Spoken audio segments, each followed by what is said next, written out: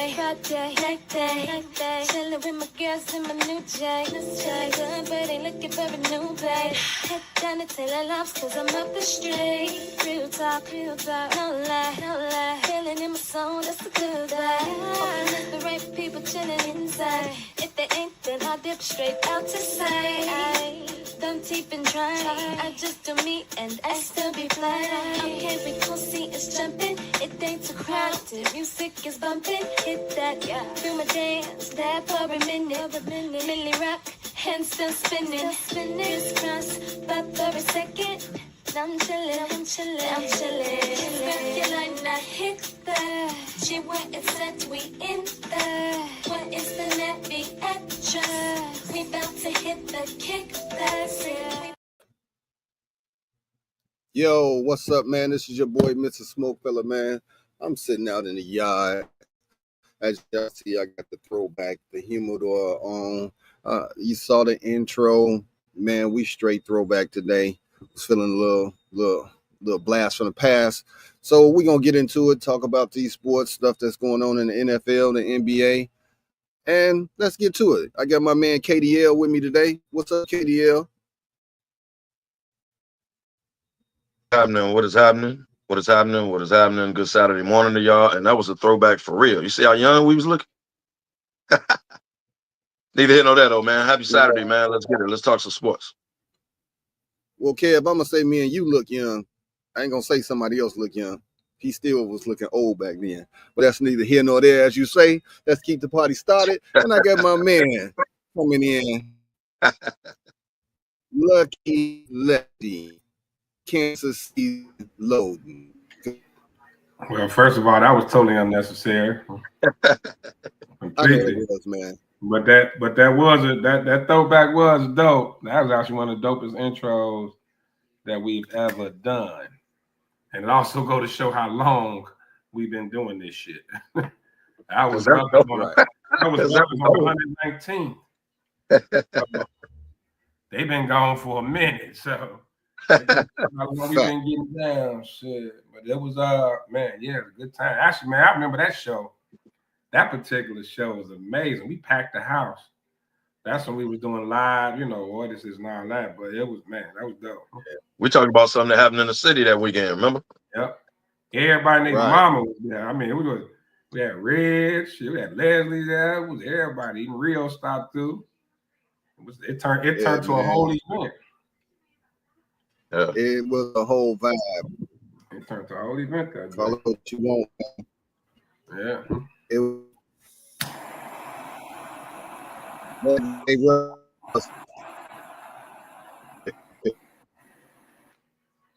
break it up, man. I know, man. I might pop off for a minute, man, but I did want to throw this first topic out there, man, as we talk about NBA with the New York Knicks and how it's straight, man. They certain coaches, teams are blocking it, like no. Jason Kidd was a no.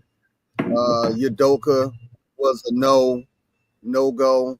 They were like, oh, Milwaukee said you can interview Doc Rivers. They was like, that's a rumor. Hell no. So man, let's talk about this, man. I think that was a meme. Did they mess? I want a meme. Did they mess up, man? That's what I want y'all to talk about, because did they pull the trigger? I know you disagree with it in the first place, but did the front office mess this up? Kev, I'll let you go ahead and start off. I might pop off to check my system, and I'll be back on. Yeah, you're going in and out. To answer the question, of course they messed up. It's embarrassing. Like, even if you didn't have a certain plan, right? You didn't have Mike Malone lined up. You didn't have Mike Brown lined up. You didn't have the coach from Memphis lined up, right? That's cool. But you got to have some type of, okay, if A goes wrong, then we're going to go to B. Your plan couldn't possibly have been, we're going to call every coach that got a job and we're going to request to interview them for our job because we're the Knicks and we was 2 games away from the final. That couldn't have possibly been your plan. So Leon Rose is the GM. From all indications, and I listen to there's a fan New York station on Instagram that I follow as I follow the Giants. They lit into the Knicks. They're saying this is Dolan's hands all over it. This was a Dolan call, not a Leon Rose call. This was a Dolan call. So Dolan been gone putting up the spear in Vegas. Leon Rose and them been handling the business for the Knicks. You can't possibly tell me Dolan just because they said Dolan was a part of the exit interviews, right? So normally that's your general manager, people higher up, stuff like that. The owner never comes to the exit meetings. Dolan was in the exit meetings. So each player got to speak with Dolan. This was a Dolan call, dog. This was a Dolan call. So Dolan is back in the mix. Well, there was a Dolan or a Rose call. It's typical Knicks. Dumb shit. Well, yeah. I mean, they clearly, like you stated, they didn't have any plan. We've been talking about it all week. They've been losing the whole offseason, and the offseason ain't really even kicked in yet. Like, that was the worst move. And we talked about it last week. I mentioned that, this next hire is going to be big. They got to hit. Like, they got to hit on this next hire. Now, I was thinking maybe it was somebody on the bench or some young unknown that they made move up, just like we talked about with the Bulls when Phil Jackson replaced Doug Collins, or, maybe some cat like that sitting in the background when Udoka replaced Brad Stevens. Maybe it was some unknown sitting back there. These cats are actually requesting interviews, requesting from other teams.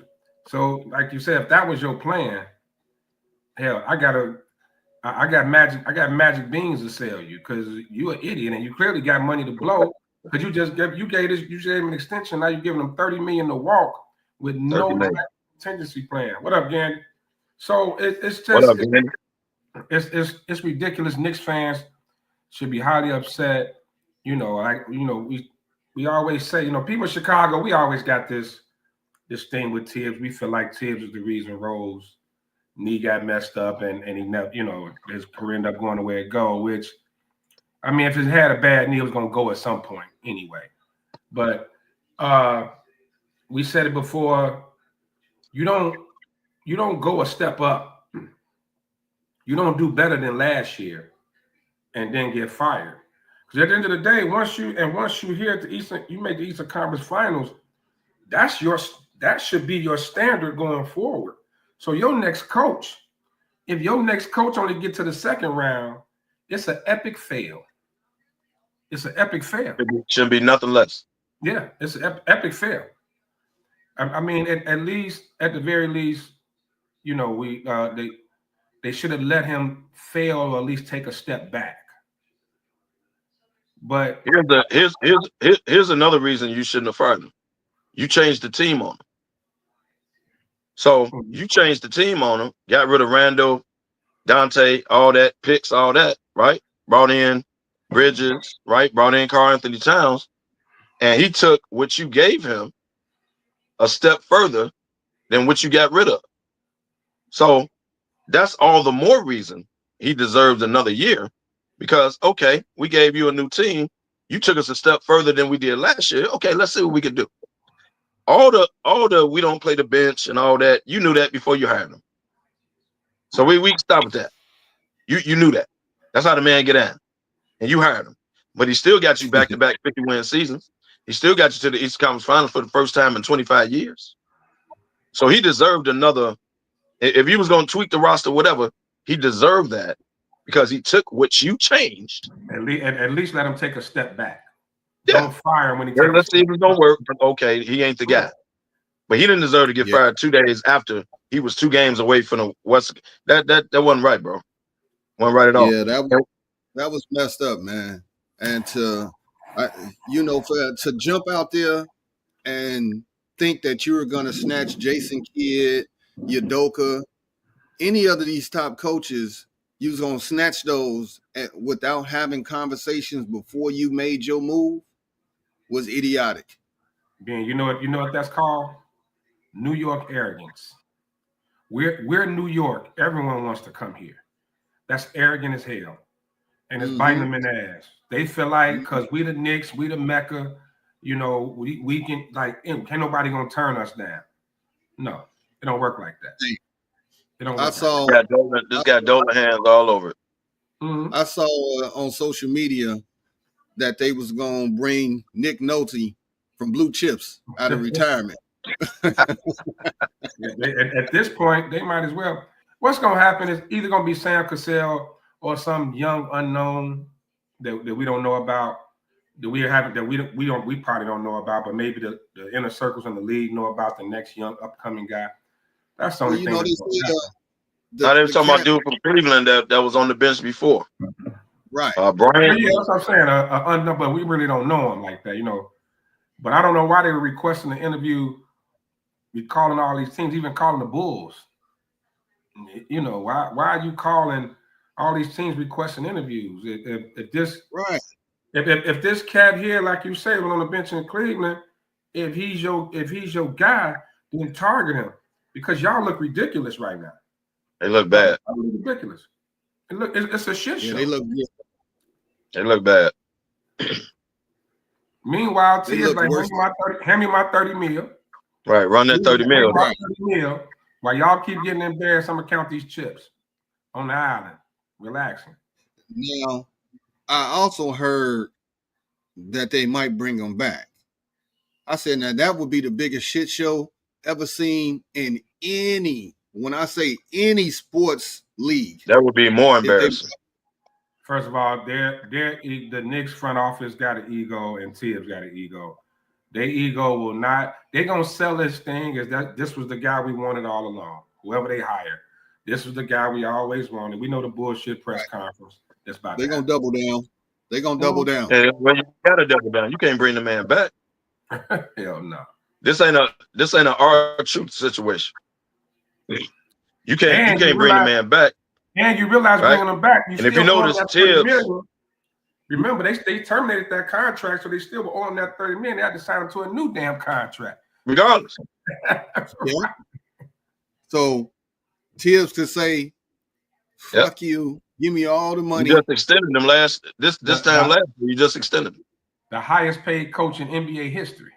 That's what he would turn to. Right. Easily, quickly. Let me Ego would never allow you to fire somebody and bring them right back. Like it's too much pride and like do you know how idiotic you look doing that? Like you look like a total. You already look idiotic.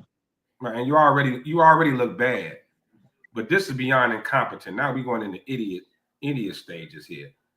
So they need to hurry up and make a hire and grab somebody. Quit embarrassing themselves. Matter of fact, just put a help wanted sign outside the garden and let people come in off the street and interview. It's a rumor they waiting on the finals to get through so they can holler at Carlisle. Hey Ben, we hiring. Come on, man. There you go, Cam. That's that New York arrogance. We're gonna wait for Carlisle. You think Carlisle gonna leave his situation? That's that New York arrogance. That's that bullshit. Right. They better go hit the nearest temp agency next to the garden. Exactly. Oh, we're gonna wait for Carlisle. If this motherfucker turn around, mess around and win it, well, we New York. They're coming. Like everyone wants to come here. This is the Mecca. Fuck out of here. No way. Ain't no way. Now, can I run back a topic from last week? If y'all don't mind, just kind of bear with me. If it's ongoing, then might well. The superstar topic that we were having. And we were having this conversation about a certain individual. Actually, they've had this on. There's a lot of sports shows this week have been saying they're talking about the same thing. Magic Johnson just answered this. Mm-hmm. Kill. So you trying to pass out Crow. That's what you're trying to do. Like you I am. trying to find you want to serve up a 6-wing. You want to serve up a six-wing Crow. To who? That's right. But that's what you want to do. To who? Because I never said Halliburton was a superstar, so I don't know who he directing this to. For I never said this thing right here, this topic just called me Negro Damas. Yeah, because you know, I'm not even gonna step into the superstar reign. I just said that he had a toe in the water to be a star. But y'all was saying he's already a star. You're not a star yet, buddy. You're not a star. He's already a star, man. Come on, He's man. already a star, bro. He's not a superstar. Yeah, I still give him star now. If you want, he's already a star. Thing. Don't do that. He's already a star. He's started the team. He's a threat. He's not the best player on the team. That would be Siakam. But he's the star of the team. As Magic Johnson said, he got to be a guy that you go through the turntiles to see. He got to be a guy that you run home, or I can't miss this game. Dude playing. He got to be a guy that sells out, that makes sure when he shows up, it's a premium game. That's a superstar. I don't ever see him reaching that. Well, he ain't that. He ain't that. Well, but to say not a star, now come on now. You do this on the road and you do it at home to be a superstar. Right now,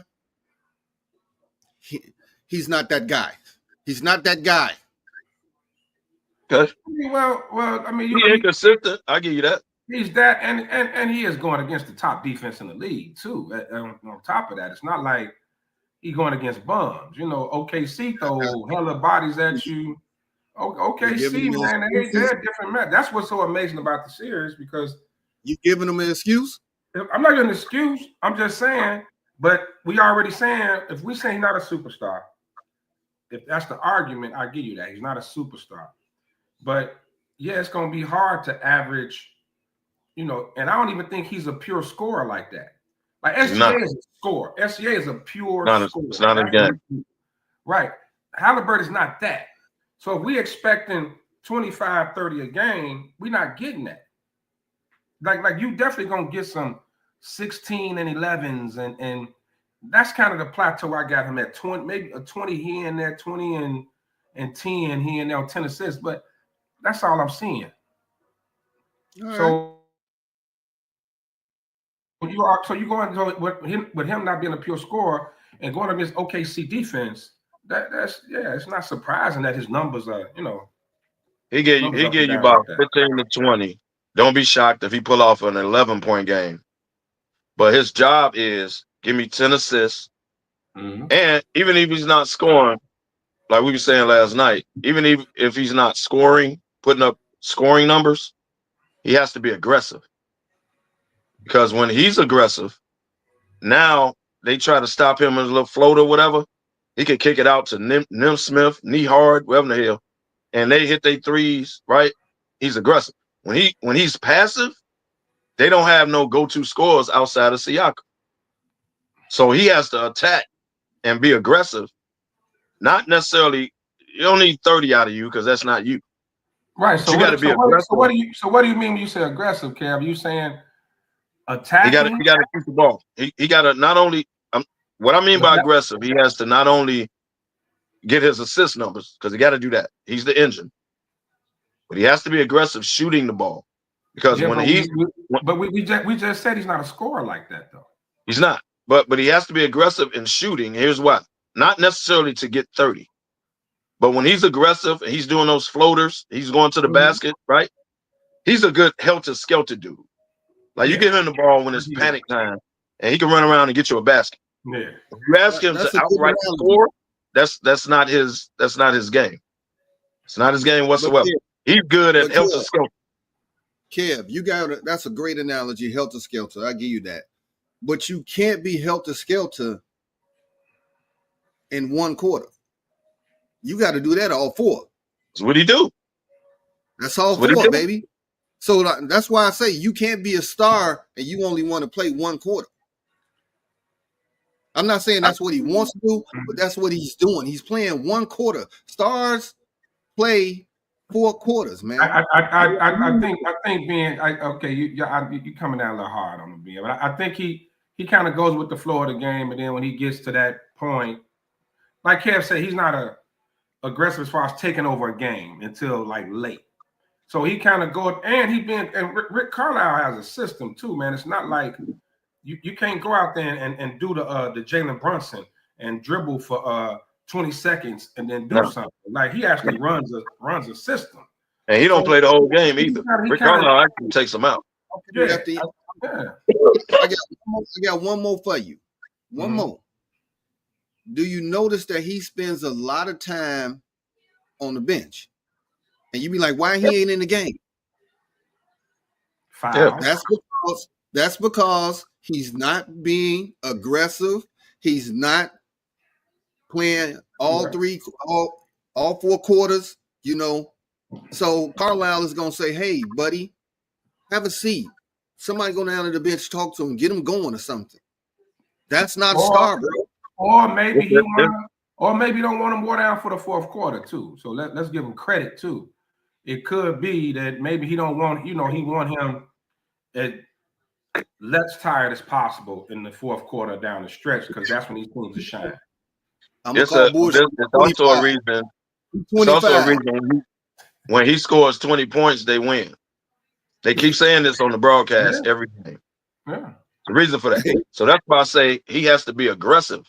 Not necessarily, you're not a scorer, right? But when you're aggressive, you open it up for everybody. Because if they got to guard you, you could kick it out to your shooters, right? You could drop it off to a Siakam. You could drop it off to a Miles Turner. When you're aggressive. When he's not aggressive and he's passive, they don't have like one-on-one guys outside of Siakam. Passive is he's just standing outside of the perimeter and moving the ball around. He's not. Yeah, he's not looking to score. It was times, man, during when they was getting blown out, he wasn't even looking at the basket. He'll penetrate, jump in the air, and kick it out. And then in the 4th quarter, he put up like 15 points, but it was garbage points. They was already down 20. Right. So it meant nothing. Yeah. But you saw noticeably he was aggressive in the 4th quarter, and he wasn't in the whole game. That was Ben saying. He only playing 1 quarter. But notice the difference. See how aggressive he is in the 4th quarter? Yeah. He don't do that the whole game, bro. Well, you know what? But he's also that cat that, he's streaky as far as scoring. So and when I say score, like a scorer putting it up, whether he hot or not, right? Kobe, Mike, like I don't care if I miss my first 10 shots, I'm putting it up every time. That's a scorer's mentality. SGA. That's a score. Yeah. That's a scorer's mentality. He doesn't have that. He's not that. Like if he misses first couple of shots, you're gonna see him be a little more pass first. He doesn't have that. Right. He don't have that. I'm putting it up till I get hot. Now he'll hit a shot. He'll hit like a crazy 3 or something, and then he'll get a little rhythm to him. Then he'll start rolling. But yeah, I mean, some cats are just like that, man. Everybody ain't Kobe and Jordan and SGA and Harden and. I get it. He's not that. He's definitely not that. That's why they win when he does score 20, because it's not, it's almost like, oh, he feeling it, But he doesn't even average 20, right? What's his average on the season? He don't average 20. 18.2. But this series, not bad. He is averaging 11 points this series. Damn. Well, like I say, let's give OKC defense some credit too. OKC defense is tough, man. They throwing bodies at you. They throwing 4-5 different cats at you, man. They can switch it up, whether it's Dort, Caruso, Williams. Man, they throw by SGA, and they long. So that's the thing. They need him. Because he, as far as matchup size-wise and length, he's perfect. Well, point guard. He's perfect for that. But he ain't showing up. And then, I don't know if y'all saw my text last night, when Turner was at the top of the key, nobody was in front of him, and he drove to the basket. It was the worst drive I've seen since Sloud was in Vegas trying to hoop. Because because he didn't want to drive. He was like, "Oh, it's a lane. I know the Well, play you're talking about because we tripped on it." well, that's because when you He playing drove 'cause it was OKC, open. when you playing OKC, it looked like they shocked when they wide open. It looked like a lot of times they get the ball, they're expecting defense to be right there. So it happened a few times this series. They'll get the ball like, oh shit, I'm wide open. Oh damn, it's not like a rhythm thing. They're like they shocked. Bro, he didn't trust me. He didn't want to drive. It was the lane was so open. He drove like, okay, y'all gonna let me do this? No, it's surprising. It was slow. And it looked so awkward. That's why I compared it to slide. He didn't want to do it. You talking about Miles Turner, right? Yeah. He didn't want to do it. He was driving And like this wasn't the plan. This wasn't the plan at all. Luckily he got fouled. So it was like, okay. What up, Gandy? I like your comment. Indiana does play with controlled chaos like your Braves were, but that's neither here nor there. Damn. Well, that's a good comparison, Gandy. Jason Kidd only averaged 12 points a game. But here's the thing: today's game doesn't seem to respect that. Like today's game is all about who's averaging 30 a game, and you know, cats don't even. And I think we'll probably get into the topic.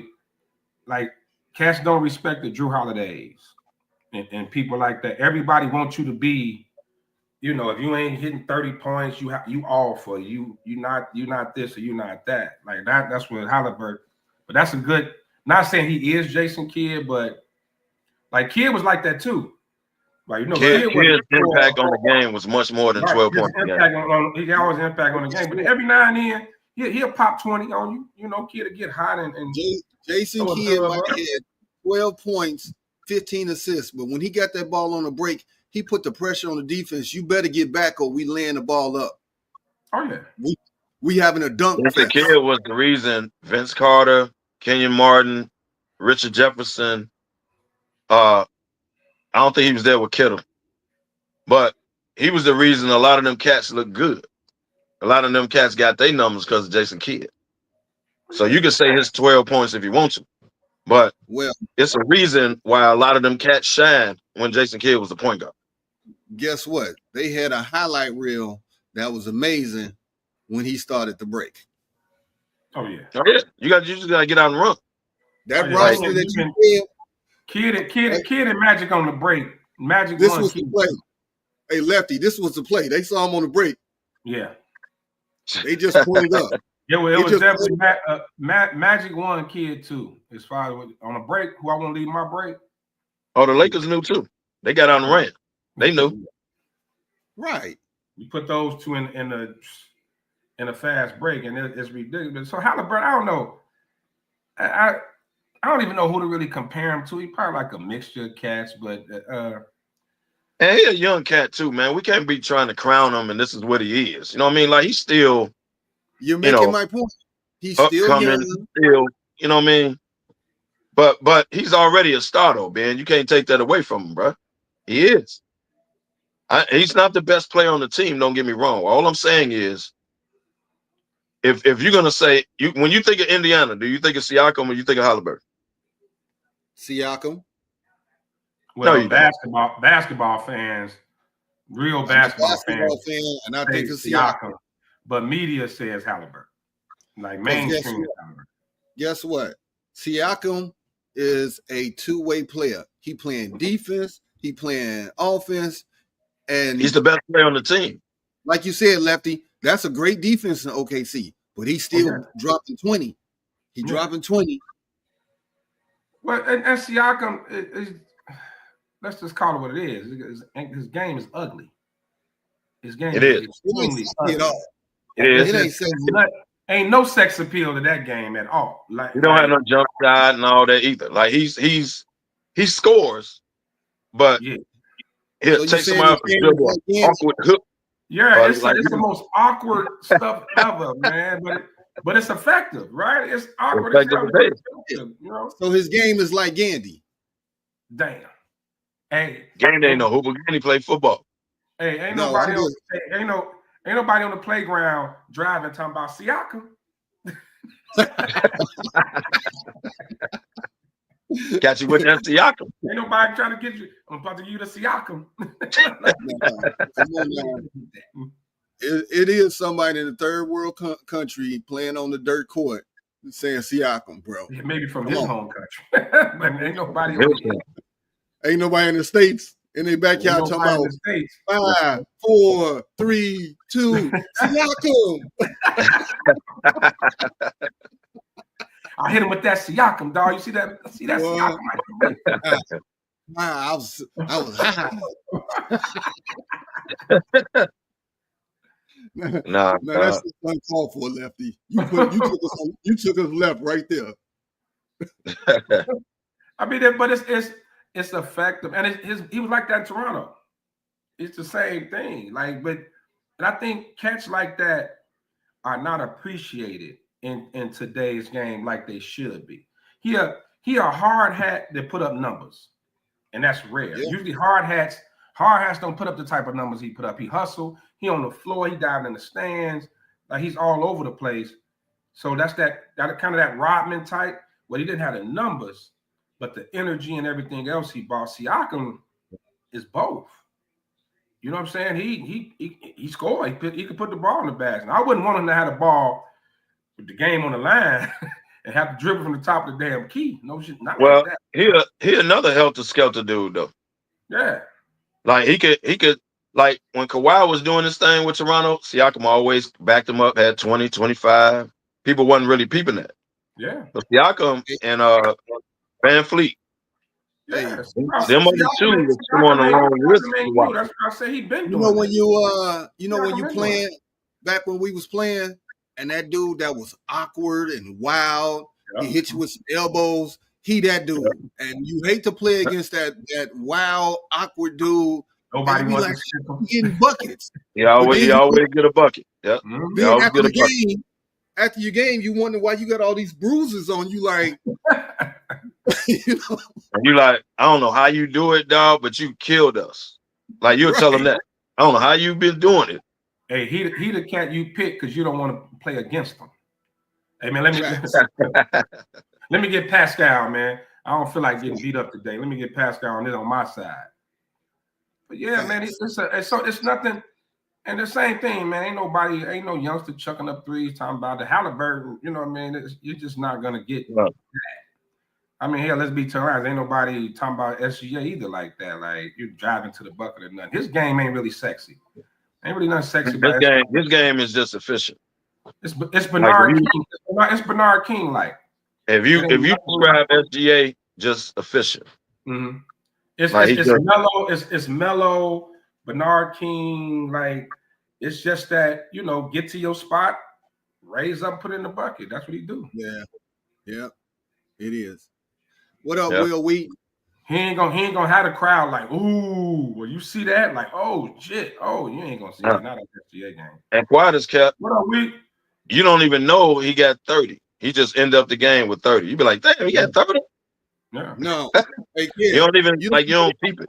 You don't know he had 30 till you sit in half court looking up at the jumbotron at the score like, damn, he hit us like that.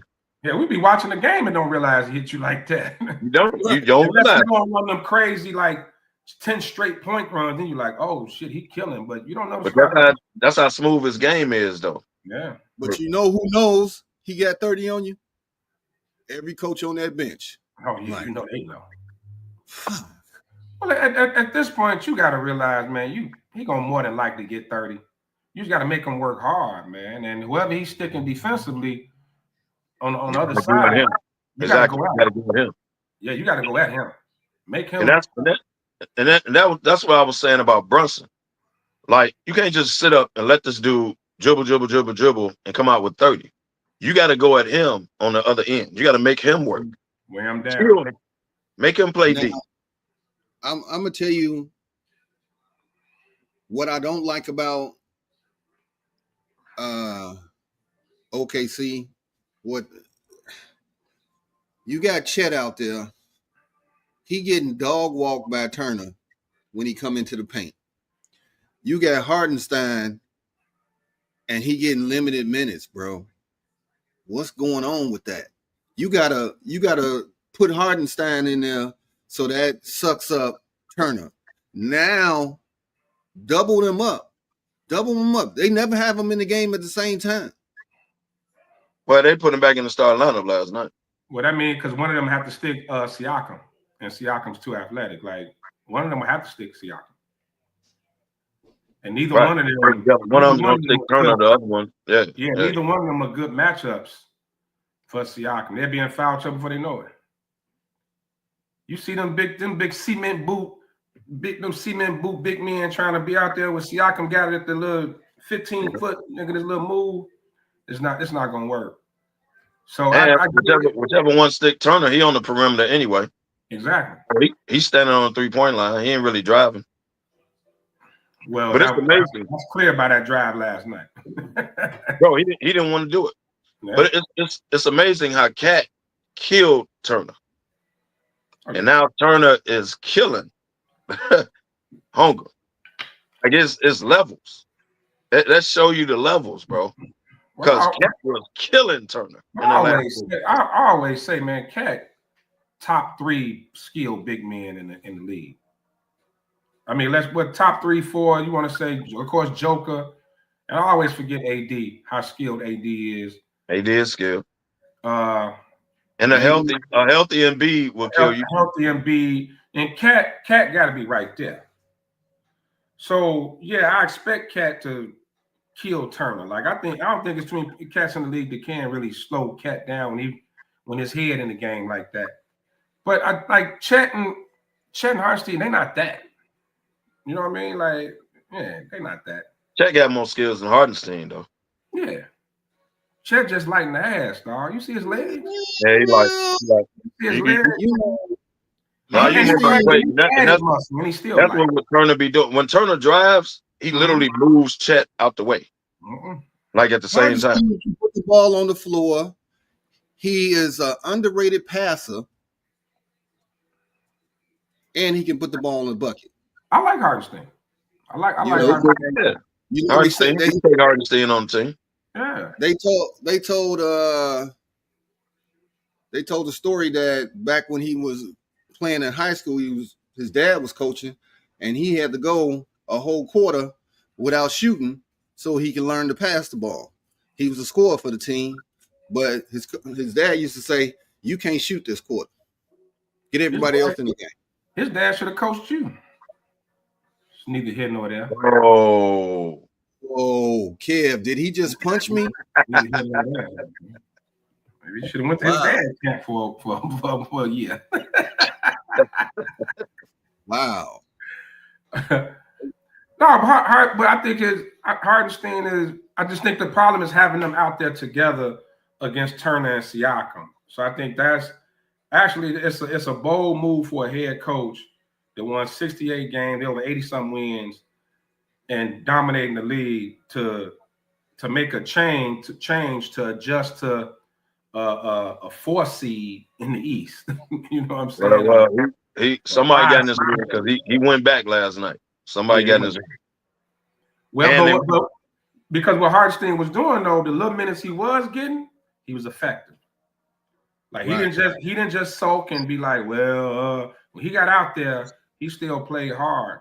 You know, you got a lot of cats that'll be, facing the towel. Like, oh man, I'm coming off the bench now. Hartenstein, he got his minutes, so put him back out there, man. And I don't know if you guys have noticed that your boy getting the whistle again.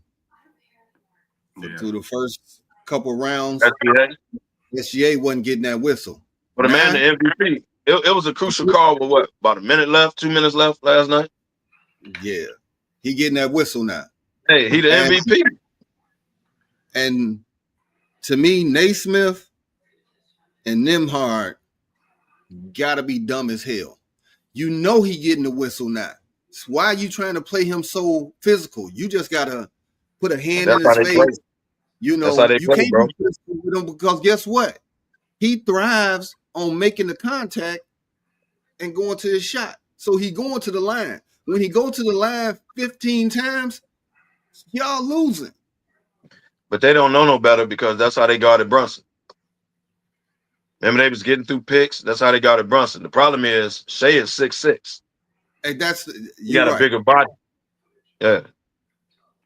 Well, I'm gonna go with I think it's time for a lucky conspiracy theory. Uh-oh. Here we go. Here go Munch from Law and Order. Much dead, man. Much passed away, dog. That was my boy. Conspiracy theory. The ratings are so low in these NBA finals. Your only saving grace is for this to go 7. To maybe get that one big viewership, that one night where viewership is game 7, winner take all. I think that's the only prayer that they got. And I think the NBA knows it because they watching them ratings. They watching how low they are. I wonder what last night's was probably even lower. May have probably been, even though that was a swing game. But we said at the beginning of this series that only real basketball fans gonna watch this. You really don't think people watching this? Look at the ratings. The ratings ain't lying. The ratings are Because low. it's turning out to be a good series, bro. Like, we are fans of basketball. We basketball. I mean, we were gonna watch, but what I'm saying is, it's actually like if you watch basketball, it's turning out to be a good series, man. Hey, Kev, right. Tell me that you know one person that's having a watch party for the finals. Well, I mean, outside of the OKC and Indiana fans, I'm okay. LA might be got things to do. You know, I get it, but but this is actually turning out to be a good series. Like you, no, we're not debating that. It's a great series. Like it's actually a great series if you're a basketball fan. But man, like we talked about earlier, you watching SGA with his boring ass mid-range game. You watching Siakam with his wild hook shots. It's not only basketball fans going can even appreciate it. When they play, what was it? Wednesday night. When they played Wednesday night, I saw so many people posting they was watching Tyler Perry's Straw. Mm-hmm. I just grabbed the info for you. NBA Finals Game 4 ratings are not available yet. All right. However, Game 3 had a 23% decline in viewership compared to the 2024 series. That's big. Tyler Perry is making his move. Tyler Perry knocking out the NBA Finals. I mean, we sat through Denver. We sat through Denver and Miami before, so everybody get over it. And guess what? We were super pissed at that. Yeah. What was the Lords? Was it the Nets Spurs series back in the early 2000s? Remember that Nets Spurs series? That's what I think. Let me answer your question, Lefty. No, I don't remember that series. Right. No, we sat through that. We sat through that. I think the Spurs swept them, right? It was the Nets, New Jersey Nets, and the Spurs. That was real. That was low. And they had Tim Duncan and Jason Kidd was in that series. So San Antonio was never no draw either. I mean, you watched them, you respected them, but they weren't no draw. You know.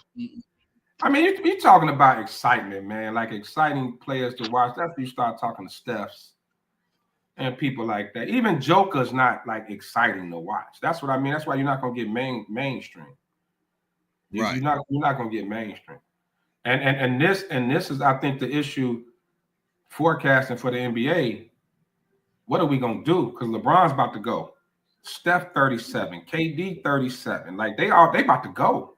That's why they're trying to build these young cats up, man. They trying to get on the Ant-Man train. They trying to get on the Luka, people like that. You got to get some ratings, man. Yeah. You need a ratings magnet, and SGA is not that. So if OKC is going to be your dynasty, your ratings ain't going. So guess what? The NBA is praying that the NBA kids that's touching down college have great freshman seasons, one and done. We need y'all. Come on. Like the Mellow, Renos, you know. Y'all ain't seen nothing yet. Wait till the Cooper Flag hype train get going when he get on the floor. Hey, if he play any way like he did against Team USA, the train is well deserved. Here's what y'all forget. Kyrie is not playing the first half of the season. So it's all about him. Probably So like he gonna get some time. Probably 3/4 of the season, Kyrie out. He got hurt late in the season, real late. Okay, so that Cooper Flag gonna get some time. Yeah, and they gonna hype the hype train gonna get going behind him. He was This gonna is always get some time. American dude. He was gonna always get some time, but remember going into this even before the draft. What did we say? Cooper Flag would not end up in Utah. He would not end up in Washington. They would not put him in a situation like that. We said that. We've been said. First of all, we didn't think Dallas. We were thinking like Philly, a team like that would come out of nowhere. But never did I think Dallas. You guys talk about the face of the league. Isn't the NBA doing this to themselves? Because you're allowing the one and dones. All right. Before it used to be at least 3 years. All right. When you're one and done, you're a 19-year-old kid who ain't never had. Most kids, not all, most kids never had jack spit. Okay. Now you're off into the world. You're off into Cleveland, New York, Miami, LA, acting a fool. Now you're getting these women pregnant. All these guys having these baby mamas, and the NBA does not want to market as the face of their league a guy with multiple baby mamas, which is why Ant-Man's situation. I thought he was going to have a chance to become the league, but because of what his situation is, now I think that's gone. So the NBA is doing it to themselves because they're allowing these kids. Because remember, and that was the reason Dolores, Mike's mom, said you got to marry Juanita. You got to marry because he knocked her up, and that wasn't planned. She's like, you have to marry her. All right, if you want those millions and the endorsements, it got to be the family thing that they can promote to, the rest of America. But the NBA, by allowing these kids in, they're kind of shooting themselves in the foot. Hey Sean, I think Nike has something to do with that too. Right. Now, the NBA. Well, you remember this first whole campaign for you, bro. You can't be out here like that. NBA, I'm giving you this. You can take it. Just cut me a check. You need to have a class for the rookies, and it's called Raw is Not Law. Why you think Tatum hasn't been pushed yet? And Tatum, not tattooed, clean-cut young man, but he ain't married that girl. Well, he not married though. Well, he ain't with her no more. He with LMA now. Well, yeah, he would have. So the chick he with now, that's not his baby daddy. So he a baby daddy. So that knocks him out. Baby daddies ain't getting it. The image is everything. We had a huge debate. Me and John Paul wanted to put hands on me. It wouldn't have worked out for him, but he wanted to because I said no dude with dreads will ever be the face of the NBA. No, it will never happen. No, you got dreads. Like you'll be a star, superstar, and all that. Which is why Iverson never got pushed up to that level. They wasn't gonna get behind him like that. Image is everything. Even though NBA is multi-billions of dollars. Yes, NBA is predominantly black, but the season ticket holders. You can kind of blame AI for the image that we got right now. I'm just saying. That's unfair. AI was his own dude. Everybody AI was his own dude back then. Like he just how he just moved, how he moved, and pure hip hop community got behind AI. So everybody, So he brought a whole nother element to the league, and he is one of the game changers that I say about the NBA because of what he brought to the league. He brought this huge urban hip hop following to the league. That's what he brought. Tattoos, the braids, practice. Come on, it's like what we call urban, some other people call thuggish. Unfortunately. And those are the sponsors, the multi-million-dollar corporation, billion-dollar corporation. Do you remember what they said about Richard Sherman when he snapped in that press conference? Mm-hmm. They called him to Stanford. They called him a thug. He said, I'm GPA 4.0 from Stanford University. And they called him a thug because he had braids. So That did image go off. ain't gonna go nowhere, He bro. did go off now. Don't let's not put that out. He checked him. He definitely checked him. But nobody called. Remember Birdman, the white cat with all the tattoos. And He played for Miami. Yeah, ain't nobody ever called him a thug ever. Not once. You know, I think I heard white trash going around. He was different. Yeah. You know what I'm saying? I heard white trash going around with him. I didn't hear trash though. I think they could kind of go hand in hand. But you know what? His teammates loved him. Oh yeah. I saw a podcast. He was just on a podcast. His teammates loved him. Oh yeah, because he was wild. Yeah, he had their back. Yeah. And guess what? He was with the shits. He was with us at all times. Yep. So now even looking now, SGA with them braids in his head. You know, on top of the interracial thing ain't helping him either, because Dr. Umar Johnson just went off on him and Halliburton in one session. Did he? You know how he feel about that. Yeah. Well, I don't trip off Johnson, man. I'm not a huge follower of that dude, but that's neither here nor there. Carry on. He got millions of followers, though. Trust me. Now we got Can't another. tell grown man how to do. SGA is Your opinion ain't law, motherfucker. Yeah, he's Canadian. We got another shit show team too. That's flying under the radar. That ain't nobody calling them a shit show, but they are, and that's the Phoenix Suns. They are a shit show. Yeah. And I say they're a shit show because this whole now you looking to trade KD after you pretty much brought him there. Like, man, this is going to change the game. Bill, they trying to trade him. No. They got that no trade clause. They can't do no. You tried to trade. Nope. Tell the story right, man. KD wanted to go to Phoenix. He wanted to hook up with Devin Booker. They brought in Bill. It didn't work. So since Bill declined his trade option, which you gave him, Phoenix owner, you gave him a no trade clause. He declined it. You shifted to KD. That came over in the Washington deal. Yeah. I thought they came with the Phoenix deal. No, he got that in Washington. He agreed to go to Phoenix. Okay. My bad. But he wouldn't waive his no trade clause. So you shifted to KD out of nowhere. KD didn't ask for a trade. You tried to trade that man out of nowhere. He said, "Oh, that's what we own." So I'm not going to Golden State. I'm gonna make this difficult. I ain't doing that. We're discussing the offseason. So you brought up the trade KD out of nowhere. That's why I say you should have got more respect. Nobody really talking about. If we gonna get New York to smoke, we gotta give the Suns to smoke too. So KD said, "Okay, cool. That's what we own. Let's do it in the offseason. I ain't going to Golden State. I'm finna make this difficult as hell." Yeah. We're doing it in the offseason. That's what y'all want to do. We're doing it in the offseason. Because remember, he did not ask for a trade.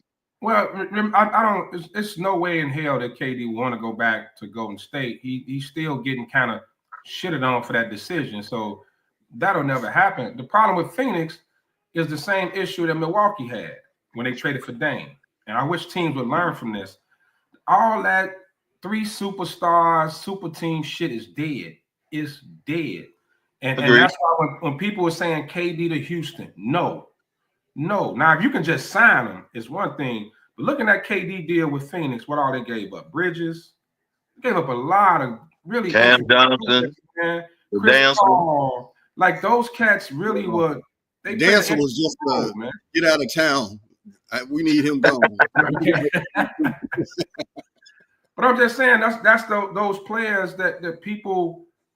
What I brought up earlier when I mentioned the Drew Holidays and cats like that, like even you can call Caruso one of those cats that are important, and you trading those cats away for a megastar. Look at what destroyed. I'm gonna tell you now.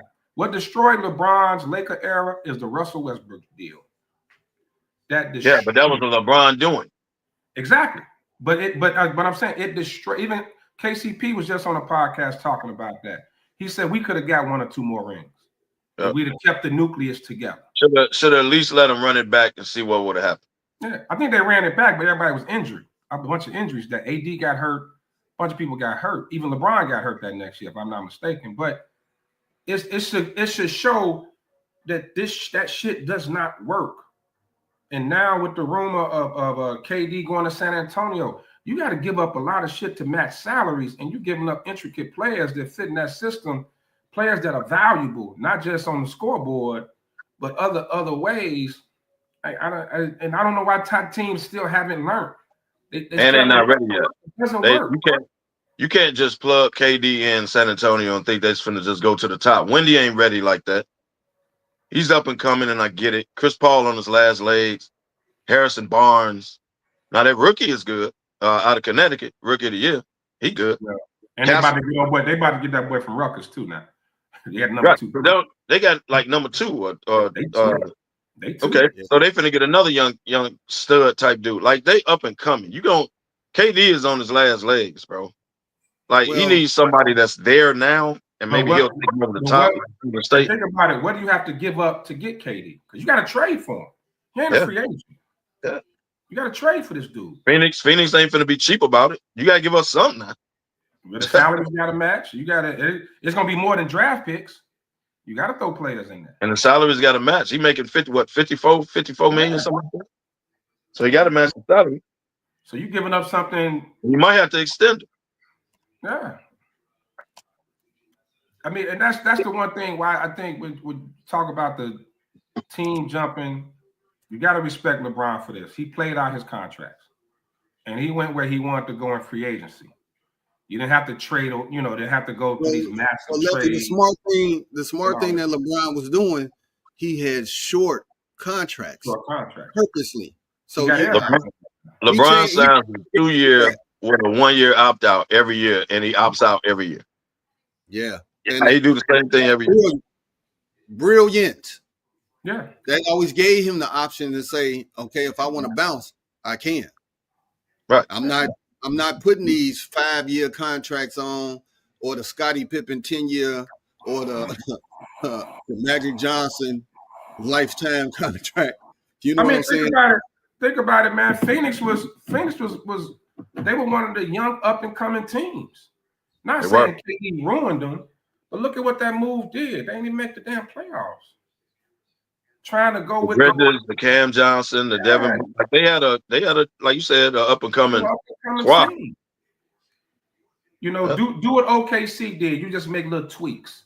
You don't go massive with a deal like that. And now they even talking Minnesota with Ja Moran and pairing somebody up with Ant-Man. Don't do that. Don't do that. Ja needs his own team. He can't go nowhere where it's another ball dominant too. Anthony Edwards needs the ball. That would never work. That would never work. Because Ja dominates the ball just like Anthony Edwards dominates the ball. That would never work. That would never work. The same with Minnesota. What would they have to give up to get KD? They got to give up some of that young talent over there. Nas Reed, McDaniels. You got to give up Jamie McDaniels. Yeah, the one person that is untouchable is McDaniels. Should be. You don't think so for KD? KD is another perimeter dude. I know, but McDaniels have to be in a deal for KD though. He got to. I'm not taking that deal without McDaniels. He is a two-way player, man, and that's rare in the league now. Two-way players. Back in the day, we had two-way players damn near on every team, multiple. Yeah. Now, that's not common. So giving up a two-way player is difficult. A la Denver when they gave up Brown. He was a guard, but he was a two-way player. And when he left, it hurt him. It hurt them big time. That's where it started. Their downfall started actually then. They started getting rid of people every year. They gave up Jeff Green. Remember, Green was significant in that. Green was significant in that championship run. Yeah, it's the hard hat guy. Like every year, they just start losing people, man, and they, Yeah, KCP, another two-way player. That's right. He went to Orlando. Hurt LA.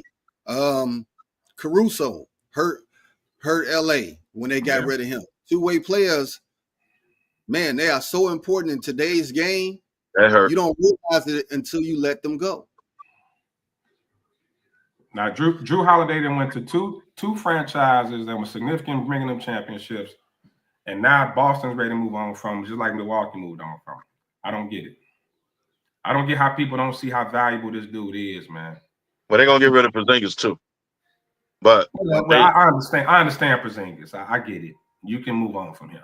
That's okay. Because he get hurt stepping out the tunnel. Like the dude is just too fragile, man. How old is Holiday? Ain't he about 35, 34, 35-ish? He up there. Yeah. He up there. Yeah. Okay, so he another vet that he's probably gonna go to another contender. Well, you take a year off from him because he did take a year off from the game to take care of his wife. So add another year onto his game, you know. Yeah. But well, we can do that with KD. KD missed a couple years because of injury. That is true. So we can technically do that with KD. Now we're at the top of the hour. We're gonna take a break. When we come back, we are going to discuss Team NBA versus Team World in the All-Star game.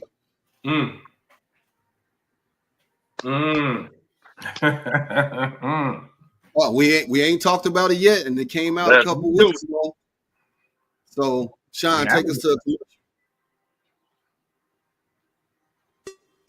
Hey, it's your boy, the Superback, Sean Sierra, and be sure to follow Sports Zone Chicago on all social media platforms, on Facebook, Instagram, and our Roku channel. You can find us at Sports Zone Chicago, and on Twitter, we are at Sports Zone Shy. Also, be sure to download our mobile app so you can take Sports Zone Chicago with you on the go.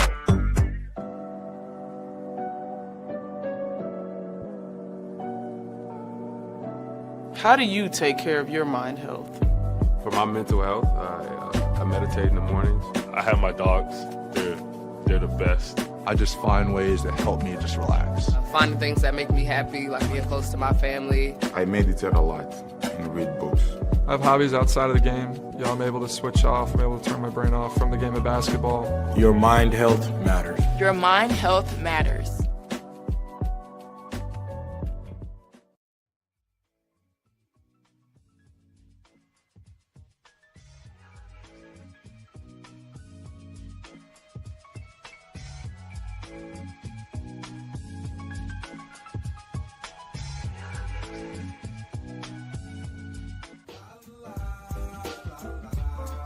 It's a romance sport.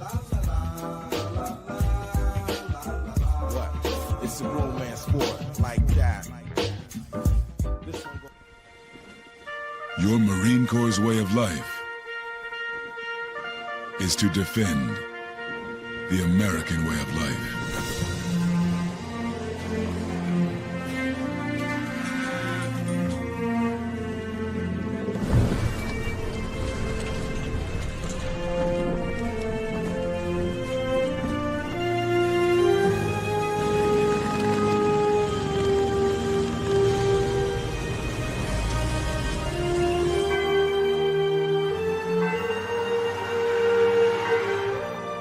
Every day, no matter where we serve,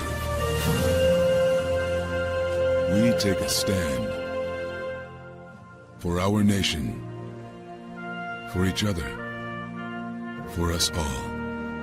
The few, the proud, the Marines.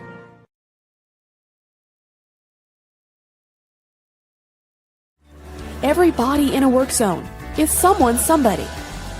This is my mom. She works for KDOT. This is my dad. This is my mom. This is my daddy. This is my sister. This is my daddy. This is my son, Scott. He was killed while working in a highway work zone. When you drive through a work zone, drive like a life depends on it. Because it does.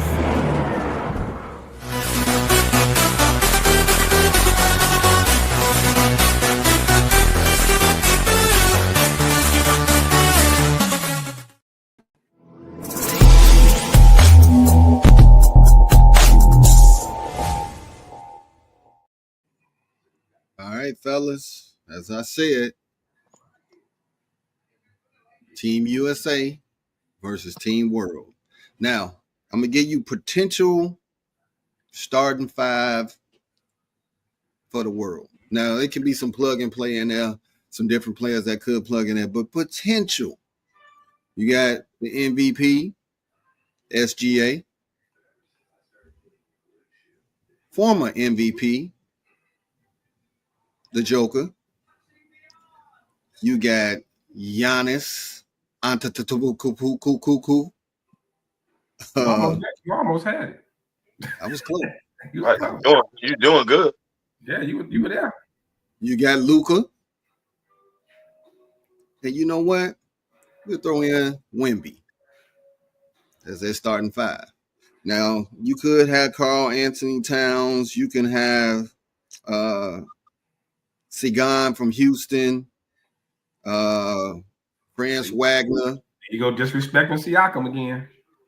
Hey, Siakam the man might be a Finals MVP if he wins. Yeah, Jamal Murray, Zubac, Sabonis. You got some players out there now. The whole Canada team. Right. Now, Team USA, potential starters. You got Curry. Oh. Ant-Man. It won't be Tatum because Tatum ain't going to be back from injury. Right, he ain't going to be ready. He ain't going to be ready. You got Bron. Oh. AD. Now, some of the reserves, somebody got to step in for, Tatum. Are they going to put Brown in his spot? You got to say Brunson. Would Embiid be USA since he played in the Olympics? Embiid, got to see which way he going. He played for Team USA, so he gotta be on the USA side. KD, I'm gonna throw in Cade Cunningham because he had his coming out party. Evan Mobley, another big man. You got Booker. I mean, man, Donovan Mitchell. Yeah. Who wins this game, man? Who wins this game? Because it's three players that said. You got Team World, Kev? Why? Please explain yourself. I do. I got Team World because they're going to take it seriously. And I think you left Giannis out, by the way. I didn't hear you say his name. I got Team World. Cool. You said Giannis? Yeah, he almost had the last name right. Oh, yeah, my bad. Yeah, almost had the last name. So I got Team World because I think Team World will take it more serious than Team USA. I think Team World will come out serious. They're laughing, joking the layup line. They're going to come out and ball. Team USA just going to feel we're Team USA, right? We're going to win, y'all. But I think it's going to get serious when Team USA realize, oh, shit, we got to hoop. We got to actually play these guys. SGA, Giannis, Luka, think of the names you name. Joker.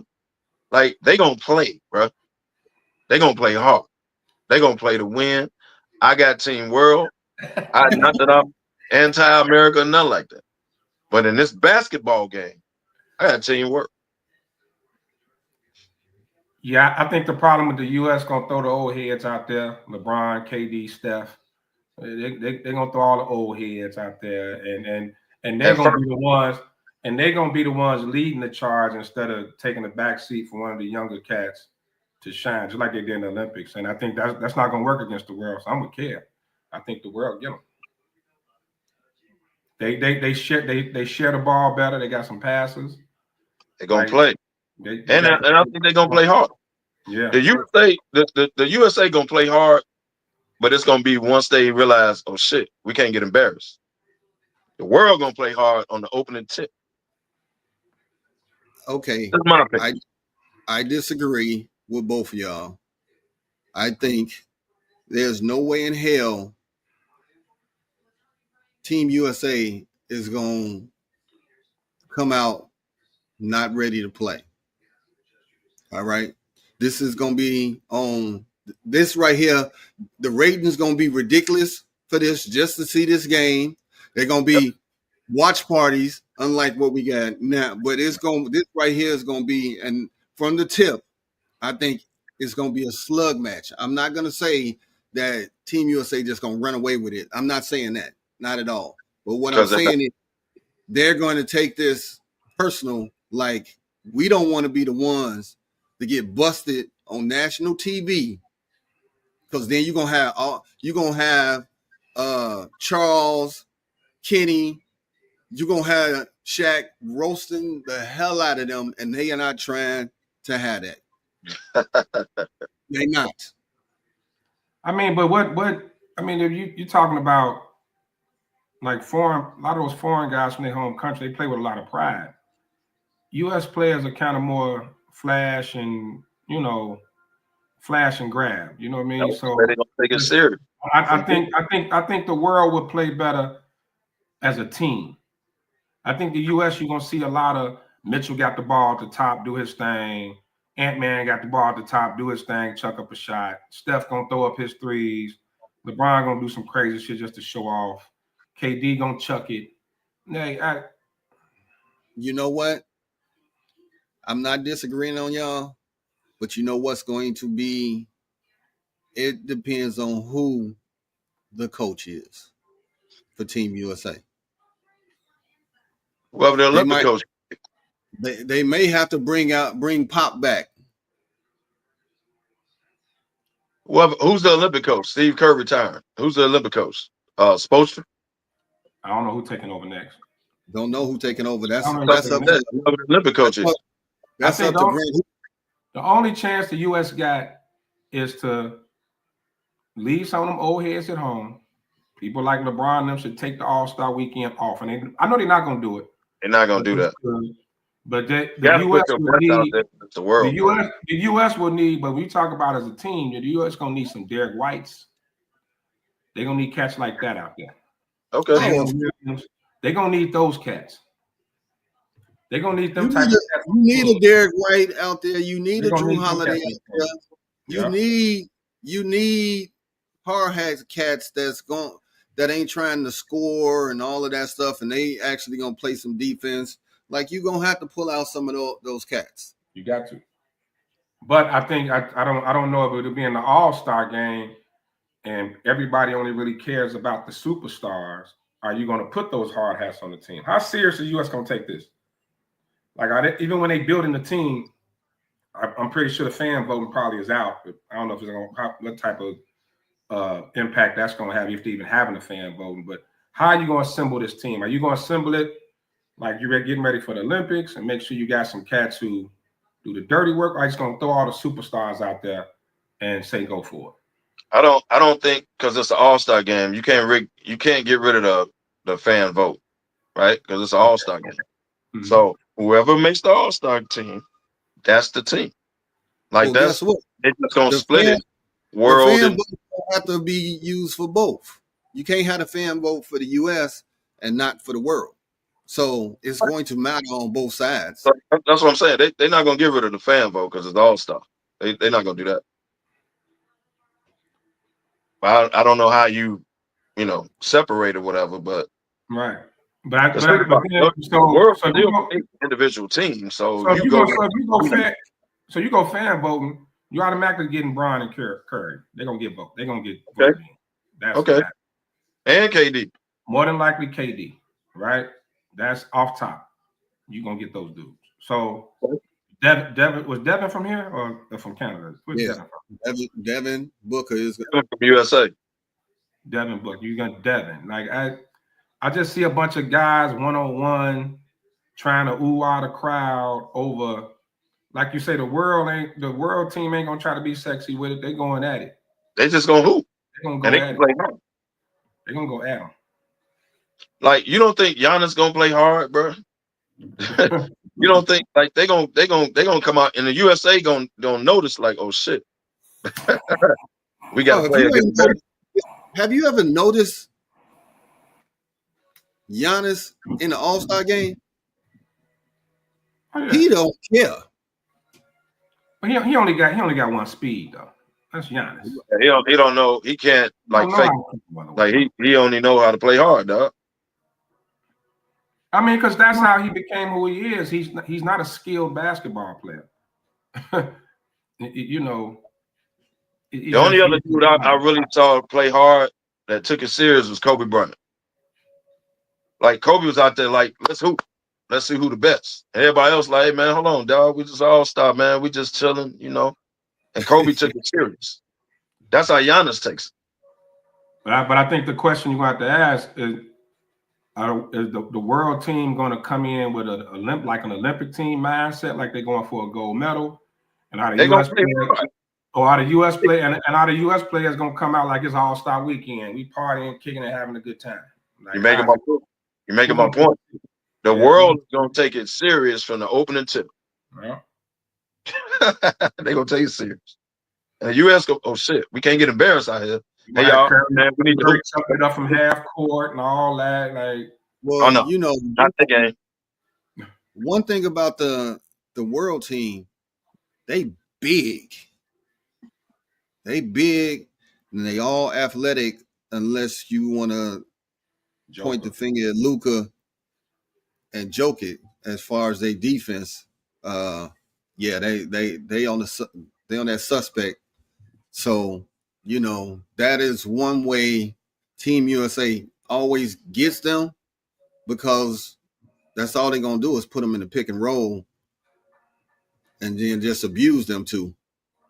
Yeah, but I think what we just pointed out too with this comment, though, how are you going to assemble that team? Like, are you going to get some defensive cats out there? Are you going to get them Derek White, Drew Holiday types out there? I don't see it. It got to be my fan vote. Whoever makes the team, like you can't. They're not going to do it for the All-Star game. You can't. Right. So y'all know how the All-Star game goes, right? You try to reward people that's on the best team at the time, people that's never been an All-Star, knocking on the door, people that's having a great year at the time. You get voted in, and you can't go away from that trying to form this game, because now you're gonna add people that's not All-Stars just to put them in a. It's an All-Star game, y'all. Y'all got to keep in mind. This is an All-Star game. Right. So you can't recruit like it's the Olympics and just disregard people who's on the All-Star vote and put them in like this the Olympics. No, this is an All-Star game. So if you don't make the All-Star team, you can't just start plugging people that ain't All-Stars. Like, that ain't fair. Like, so whoever make the damn All-Star team, like, or the All-Star vote, I don't know how they would separate world and USA, but technically, this is still an All-Star game. It still go by votes. Which is why I think the world gonna put hands and feet on. Yeah, well, I agree with that. Team concept, they're gonna put hands and feet on the US. I agree with that. But how do you but think about it, y'all? It's the All-Star vote. So how do you separate world? Because it ain't like it's, 10 world and 10 USA. Like, how do you? Well, I'm sure for the fans, to make it easy for them, they're going to have a list of potential world, potential USA. That's the only way that they're going to have to do it. It has a list of individuals that are technically eligible to be selected. They just can't have like a free for all, because if that's the case, they might as well just select the teams and just call it a day. Yeah. But you're doing this. You're not just doing a game though, man. This is an All-Star weekend. So it's unfair for people that get voted, in the All-Star ballot to got to step aside because they're trying to put this game together. Now you changing what it is. Like, if you just want to put a game together and let's get ratings and let's see how it go, cool. This is All-Star weekend. So that's disrespectful for the people that got voted in All-Star. Like, well, it's only the first 5 from each. Right, then you fill in with the others. But you're gonna have. But then you're gonna if you're looking at trying to match up to win the All-Star game, it's gonna be a lot of snubs. It's gonna be hella snubs. Especially on the US side gonna have a lot of snubs. Oh yeah. Wow. Because you're gonna have the Jalen Brunson's, who's gonna deserve to be in, because he's gonna do what he do. Donovan Mitchell gonna do what he do. He deserves to be in there. Ant-Man, like, I don't know, but put those names together on one court, on one team. I don't see it working at all. I don't see it working. Joker's a type of superstar that you can put with anybody, because he could pass, and he's willing to. Like, Joker don't have to score 30. You know what I mean? But you're gonna need some size on the US too. Just think about who you named on the world. Outside AD and Embiid. Luka is big. Just them three. We ain't got to the guards. Right. So they gonna need some size too.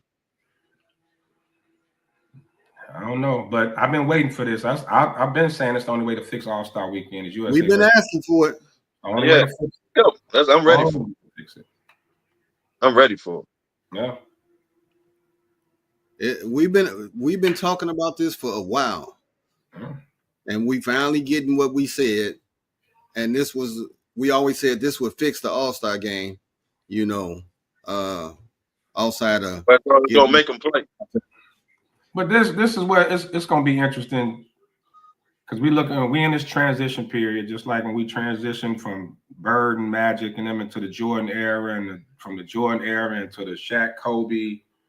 This transition, this is what we're in right now. We're going into it. With those older superstars, man, are they really championship contenders anymore? You know what I'm saying? Like it's time. Like this is it. They gotta be ready. And I don't know who I heard this. I don't know if it was Chris Broussard or somebody somebody this week said, because they were talking about the KD trade. They said your KDs, I think it was Broussard, your KDs, your LeBrons, not Steph, because Steph still kind of going. But your KDs and your LeBrons need to be on the team where they're not the best player. Definitely. They need another young gun, and then they give you what they can give you. But at this stage, they can't be the best player to win a championship. And that made sense to me. Like KD you can't rely on KD to give you 30, 35. You can't rely on LeBron to give you 30 a night. That ain't them no more. They need to have some young gun that's not necessarily, let's say, better than them per se, but they got to be the dude.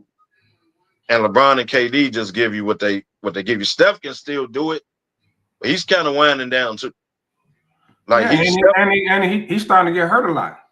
Right, picking up nagging injuries. Right. Picking up nagging injuries. So, but that's when when you go back to the Luka trade with the Lakers, I think they realized it now. Like a team like the Lakers going into it, it's not about Bron no more. It's not they got built on Luka. It's building around Luka's skill set. For the Lakers to be successful, I think Bron's going to have to average the lowest he's averaged since his rookie season. Like Bron going to have to be around that 21. He's going to have to be around that 20, 21 point, maybe even 19 a night. Like somebody else going to have to be the second guy. It's going to have to be Luka. And then if it's Austin Reeves, he continue to, keep coming. Bron has to be like a third option for a contender. We're talking about teams that can contend. And the same with KD. You're absolutely right. He's going to have to be the second, third guy. He can't be the top guy. I don't even know if Steph could be the top guy anymore. Be totally honest. Steph need another bona fide. You know what I mean? Like the offense can't just go through because it's so obvious when Steph hurt. They're a completely different team. Like that can't be the case. Now that's supposed to be Butler, but bro, they completely different without that dude. Yeah. Like you can't be the main. The whole system is built around Steph, though. Like the system is built around what Steph does best. That is true. Bro, the man pull a hamstring. You didn't even see him pull it. He just pulled a hamstring. Well, I saw when he did injuries. When he did it, he still came back down and made a three, and then that's when he was like, "Oh, something ain't right." Yeah. Take that. We need that 20. You know how when you first feel that tweak, you're like, "Oh shit, okay, let me see if maybe that's just a little." And then you run up and down that court. You run up that court once or twice. You're like, "Nah, I can't do right." this." When you try to move side to side, it's like, wait. Right. I don't know, man. It's gonna be tough, and then the U.S. definitely gonna be at a disadvantage without Kyrie and Tatum, because neither one of them gonna be there for the game. They ain't gonna be ready at that time. You're right. Forgot about that. They ain't gonna be ready in February. Get to some NFL, man. It's almost training camp time, brother. Well, hey, your man showed up in town. He showed up in town. OTAs. People are like, oh, Aaron Rodgers. People are, they ain't got on this Aaron Rodgers train like crazy. Like, oh, y'all forget what this man could do. And it's like, well, he hasn't shown it in 3 years. So it's like, how can we just say, oh, he just finna bounce back to his MVP season, Well, I think people are looking at it more from, well, we won 10 games with Russ and Justin Fields. Why can't we win at least can't win the same amount of games and possibly a playoff with Aaron Rodgers? They still feel like they upgraded at quarterback in their opinion. And I can agree with them that even though Rodgers hasn't been Aaron Rodgers from Green Bay, he's an upgrade over Russ and Justin Fields. Okay, I rock with that. But again, you don't need MVP Aaron Rodgers. Bro, this is not your system. This is not your team. All we need you to do is come in here and be Aaron Rodgers. Don't turn the ball over, move the ball, right? We don't need you. I don't need MVP Aaron Rodgers, bro. We are a running and defensive team. We are who we are. So we're not throwing the ball 50 times a game. I'm quite sure they've told him that. Hey, man, we don't need that. We need you to steady the ship. Don't turn it over, right? Like, I don't need MVP Aaron Rodgers, man. This ain't that. Can his arrogance accept that? This is last go round. He has to. He only signed a 1-year deal. I think to me, he just doesn't have I don't see a guy that cares about winning championships anymore. Like different when Brady went to Tampa, right? When he went, Brady still wanted to win. Brady still had to prove it. I'm gonna prove that it was me, not you. Like he was still on. I can do without Belichick, right? Rodgers doesn't have that attitude like he does anything to prove. He just doesn't. To him, I'm me. And this is what it's gonna be. Are you gonna accept maybe only throwing the ball 20, 25 times? Pittsburgh typically known for being a running team, that ground and pound, play good defense. I mean, he gonna want to use Metcalf and Rodgers gonna want to get off. No, so, they don't let him throw the ball, but this ain't no 50 times game type thing. Like he got to. Rodgers is going to have to let his tight end and that slot receiver gonna have to eat. DK gonna get his bomb here and there, but whoever's playing that slot and whoever playing the tight end, they got to eat as the running back does his thing for them to be successful. Negro Damas. Okay, but he has to realize that, bro. And then you got to realize that didn't nobody else want you. Let's talk reality. Nobody else wants you, dog. No. So whatever they ask you to do, you got to be humble and willing to. You know what? Okay, we mainly run the ball. Right. You gonna let me shine a little bit, but I can't have in my mind we're gonna just do it how I want because this ain't my team. This is Tomlin's team. So you ain't coming in here. This ain't Green Bay, bro. This ain't the Jets. We're not hiring Randall Cobb. None of that. Like this is what it is. And the fact that when the merry-go-round stopped, Pittsburgh was the only option you had. So you can do it how we want to do it, or we can part ways, bro. Well, just the fact that Aaron Glenn flew him in to tell him to get out. That was amazing. That was disrespectful, man. Fly you in to tell you get out. Like that's crazy. Hold on. And then put him in the room and say, we be right back. Came back, yeah, dog. So we decided we just gonna go. I think I'd rather be ghosted. I'd rather be ghosted than that, dog. Like, come on now. It's not me. It's not you. It's me. It's me. It's me. I need some time for myself. That's the worst. That's the worst phrase. Worst breakup line ever. It's not you, it's me. It's not you, it's me. Then you got no disrespect. No disrespect. Those two phrases right there, know that a punchline is coming. But bro, they didn't even discuss it in a meeting. They stepped out the room and came back and said, "Yeah, dog. So we talked about it. So go in a different direction." You know what? I think what really happened though, when Aaron, when he got there, he probably came into the meeting with that old smug look on his face, like, yeah, you know. And Aaron Glenn looked and said, "You a fucking lie. You out of here."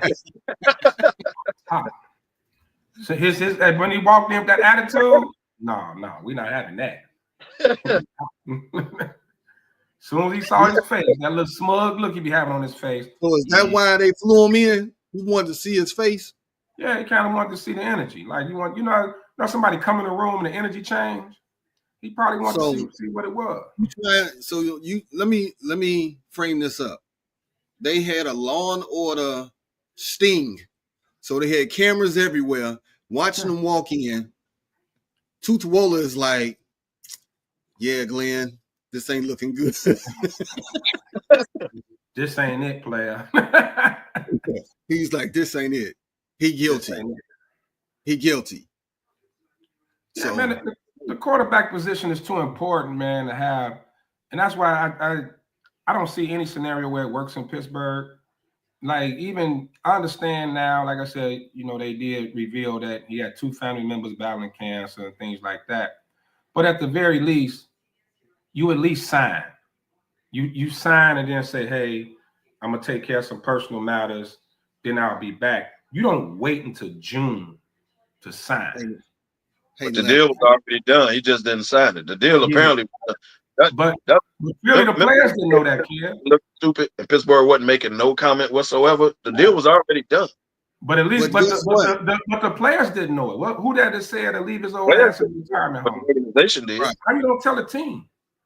But see, the thing is, even after he announced that he had 2 family members with cancer and all of that, that's what he was dealing with. Nobody cared. Nobody gave him no sympathy. They just said, whatever.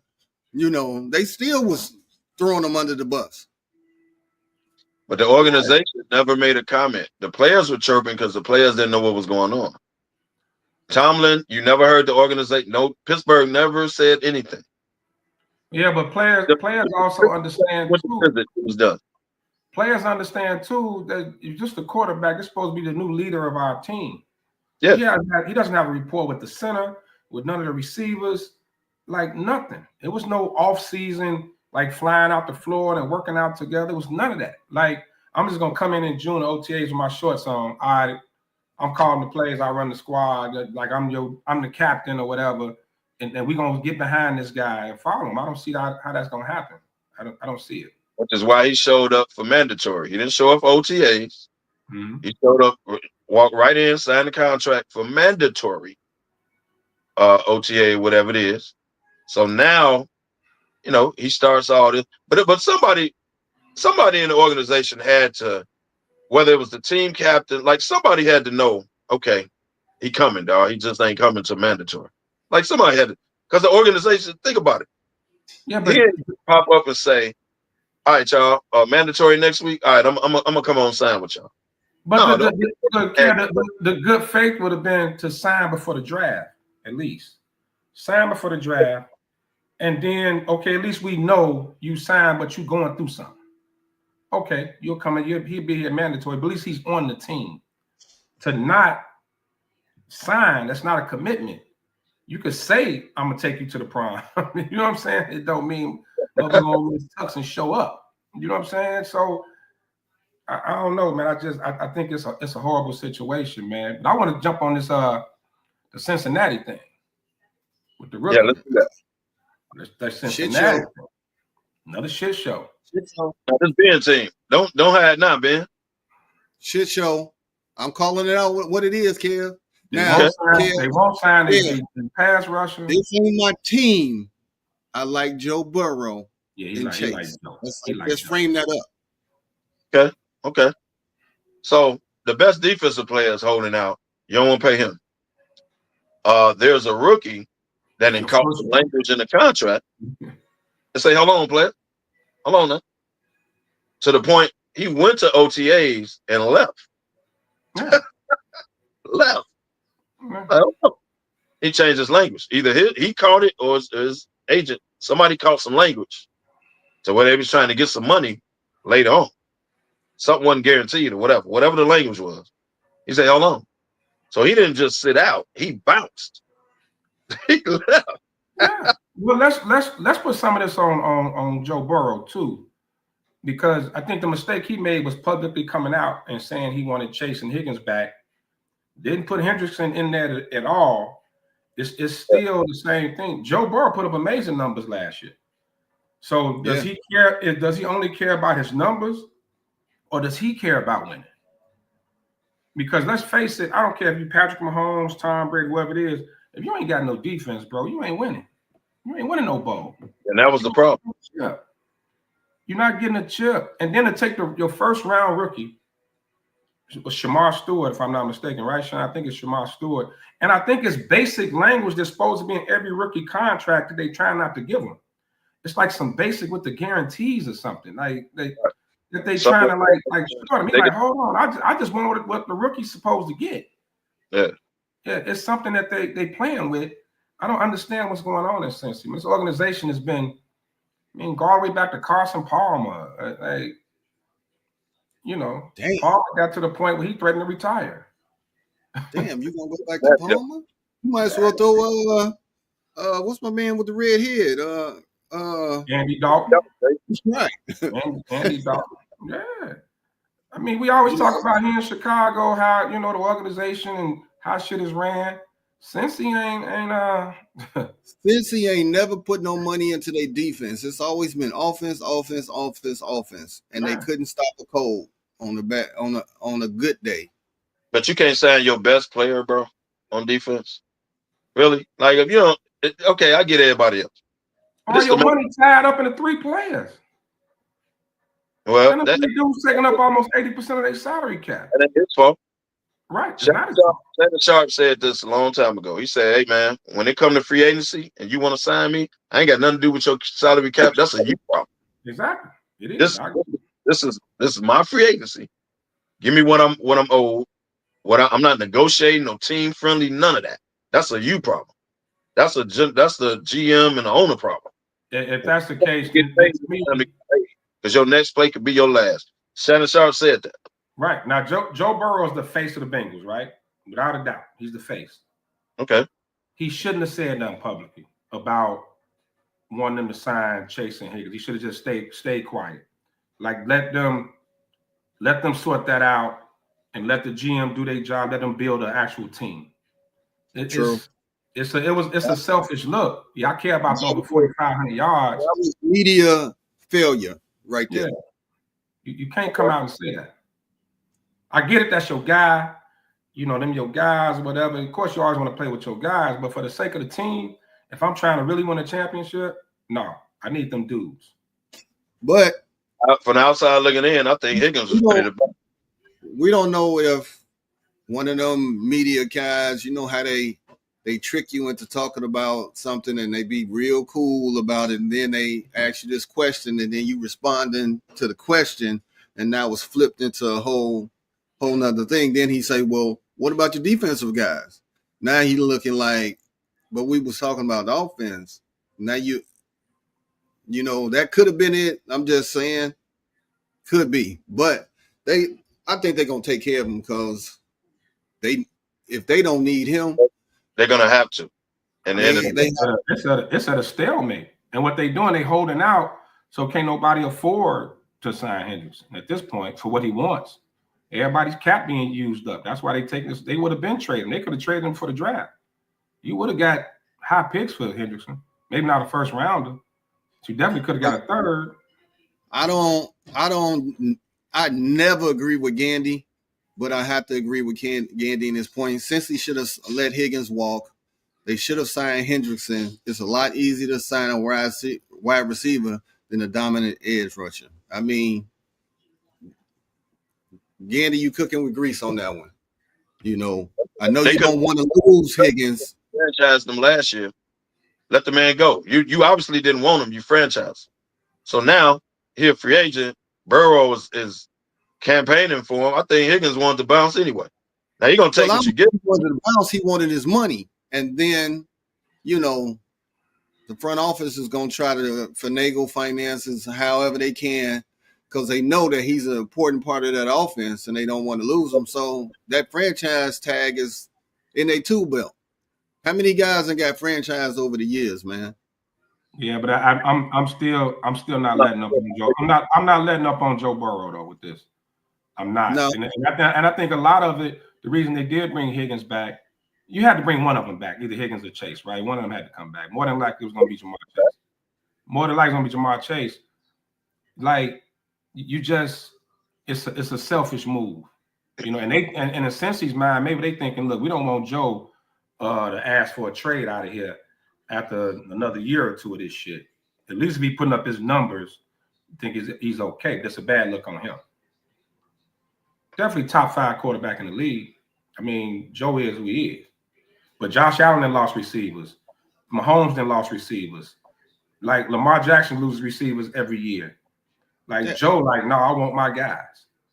Even if that means the defense ain't gonna be shit for another 5 years. I want my guys. But if he got it like that, and he got them to keep Higgins, he can very easily walk in there. Hey, man, we need Henderson, man. Do what you got to do. Like, he can very easily do the same thing. He the man on the team, right? Yeah. Hey, what they saying is this all we can afford to give him right now because y'all eating up the cap. We ain't got no money.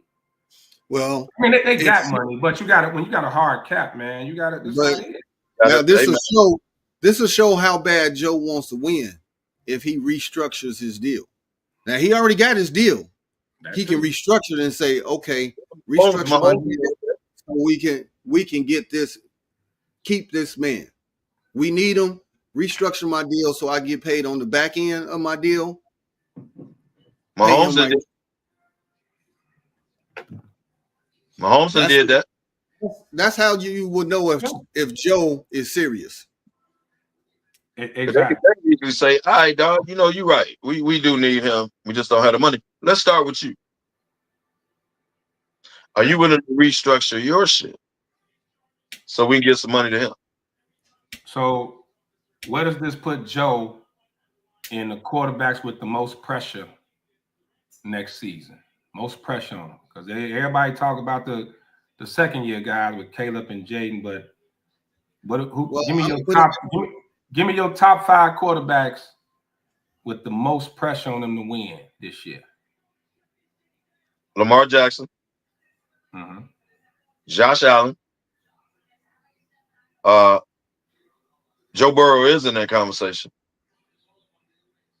That's 3, right?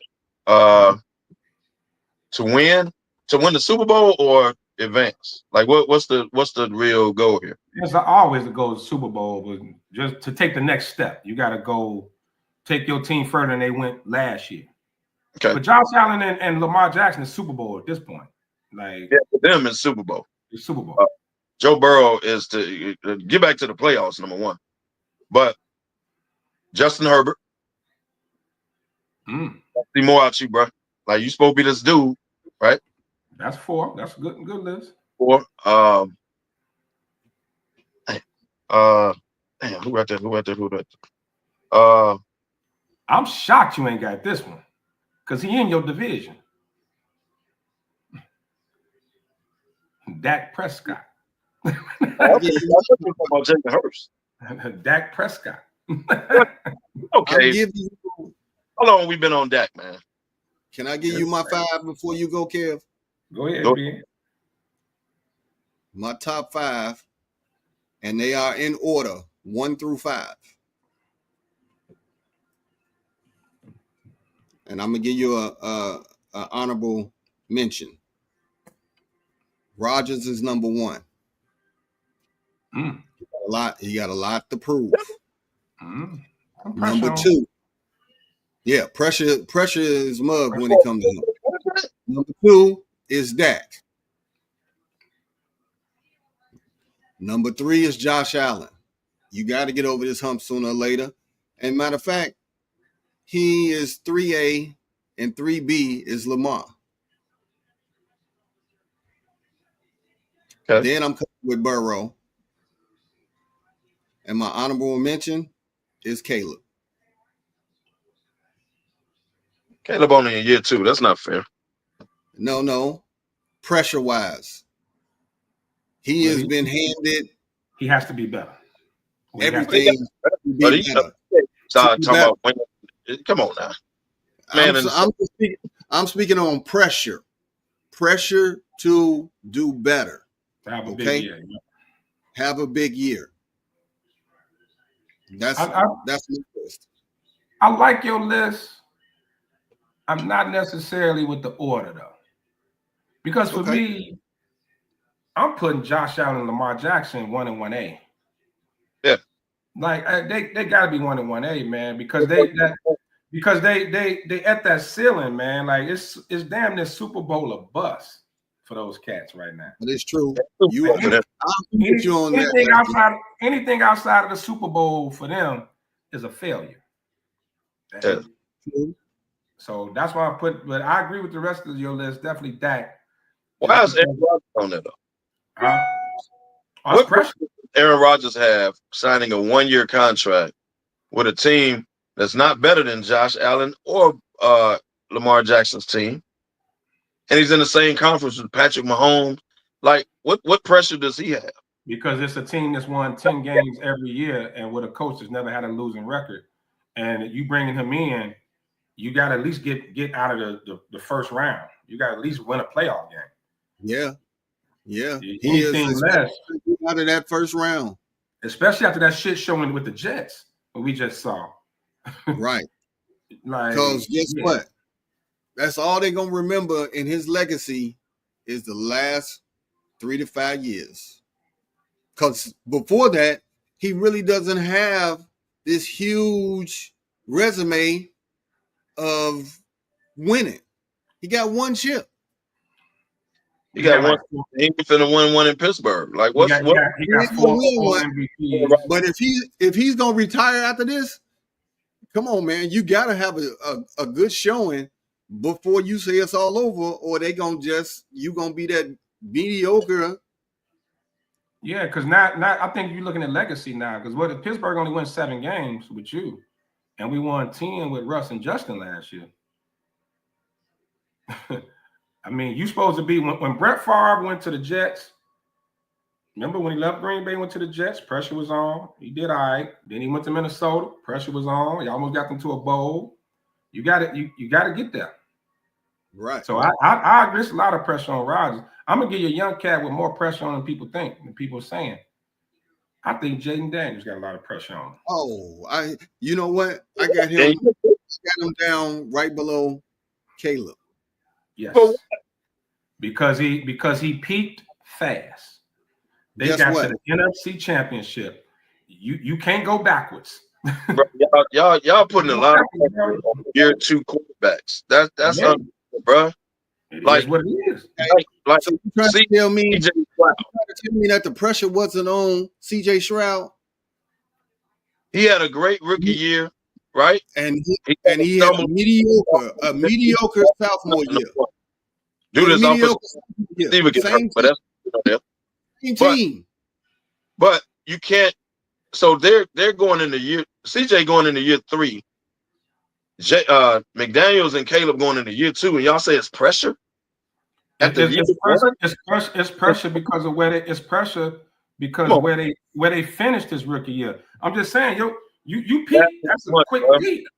That's a quick peak, though. Okay, so Jaden Daniels. Let's say he takes. I'm not saying he's gonna have a terrible year, but let's say he takes a step back. Mm-hmm.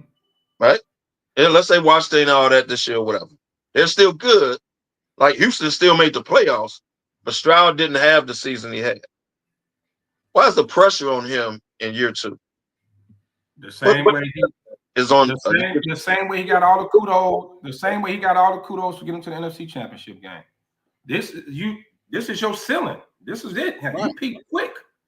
Right. Like Caleb got a little time to build up. So if the Bears just win 9 games and don't win the playoffs, and Caleb have a good year, ain't nobody gonna say nothing. If Washington don't even make the playoffs, how you gonna look at Jaden? It's a step back, right? Is it his fault? It's not his fault, but he's the quarterback. We're not talking about whose fault it is.